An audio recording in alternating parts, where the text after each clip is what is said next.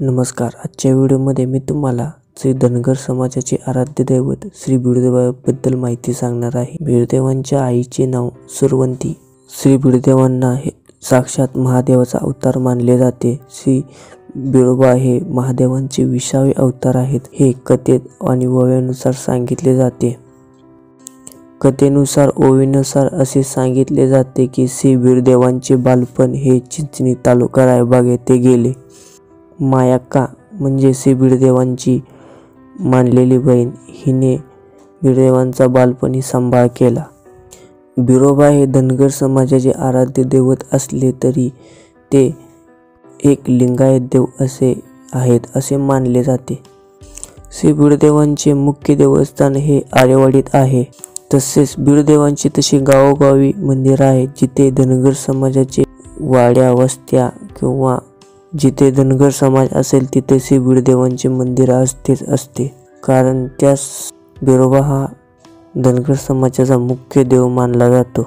कथेनुसार आणि ओव्यानुसार सांगितले जाते की श्री बिडदेव यांचा जन्म रेडासूर या महाबलाढ्य दैत्याचा वध करण्यासाठी झाला होता.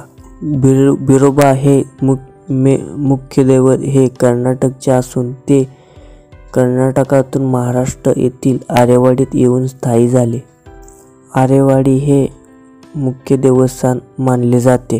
आरेवाडीमध्ये बिडोबा आणि सुरबा यांचे मंदिर आहे. आरेवाडीमध्ये मोठ्या प्रमाणात जत्रा भरते व येथे मोठ्या प्रमाणात बोकडांचा हे बळी दिला जातो. पण कथेनुसार आणि ओव्यानुसार असे सांगितले जाते की हा बळी दिल्यानंतर याचा नैवेद्य देवाला दाखवला जात नाही, तर तो सूर्याबाला दाखवला जातो. देव हा लिंगायत असल्याने देव मांसाहार म्हणजे मटण देवाला चालत नाही. तसेच बिडदेवांचे अवतार कार्य खूप मोठे होते. श्री बिडोबांनी विठ्ठलासोबतही जाऊन अनेक भक्तांचा उद्धार केला. श्री विठ्ठल बिडदेवांचं तुम्हाला थोडक्यात मी सांगतो. जेव्हा श्री बिडदेवांनी 12 वर्ष तप केले, त्या तपाला प्रसन्न होऊन पंढरीचा पांडुरंगानं विठ्ठलानं बिडदेवांची भेट घेण्यात आणि त्यांची तपाची समाप्ती करण्यासाठी तिथे आले. जेव्हा श्री बिडदेवांनी 12 वर्ष तप केले तेव्हा इंद्रदेवांना खूप चिंता वाटू लागली. तेव्हा इंद्रदेवांनी ते तप मोडण्यासाठी अनेक प्रयत्न केले, पण त्यांना ते तप मोडले नाही. इंद्रदेवांना भीती वाटू लागली की हे तप मोठे झाले तर काय होईल. तप मोडणे आवश्यक होते कारण की श्री बिडोबाला अवतार कार्य पुढं मोठं करायचं होतं. बिडदेवाचे तप मोडण्यासाठी इंद्रदेवांनी खूप प्रयत्न केले, पण ते सफल झाले नाही. शेवटी सर्व विचारून श्री महाविष्णूकडे गेले. महाविष्णूने श्री विठ्ठलाला म्हणजे साक्षात विठ्ठलाचा अवतार घेऊन श्री बिडदेवांचे तप मोडण्यासाठी आले. बिडदेवाचे तप मोडून त्यांनी दोघांनी आलिंगन दिलं. श्री विठ्ठल बिडदेवांनी तिथून पुढे जाऊन ते पट्टणकौली येथे स्थायी झाले.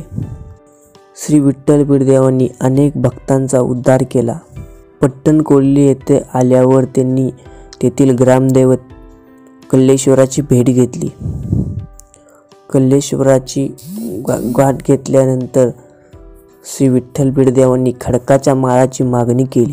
कल्लेश्वर हे साक्षात शिव अवतारी असल्यामुळे आणि बिडोबा हे साक्षात शिव अवतारी असल्याने कल्लेश्वरांनी श्री विठ्ठल बिडदेव हरिहराची मत मान्य केले आणि खडकाचा माळ त्यांना बहाल केला. श्री विठ्ठल बिडदेवाची पूजा ही नारायण गावडे एक सद्भक्तांना देण्यात आली. ही श्री विठ्ठल बिडदेवाची थोडक्यात माहिती सांगितली.